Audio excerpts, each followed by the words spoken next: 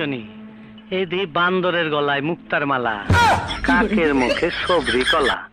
এই বান্দুইরা পোলা তারে পটাইলো কেমনে, রহস্যটা জানতে হয়। মুরব্বি মুরব্বি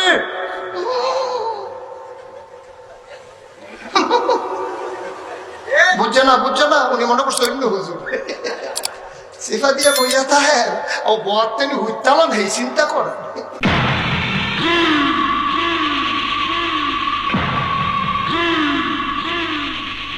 আপনার নাম কি?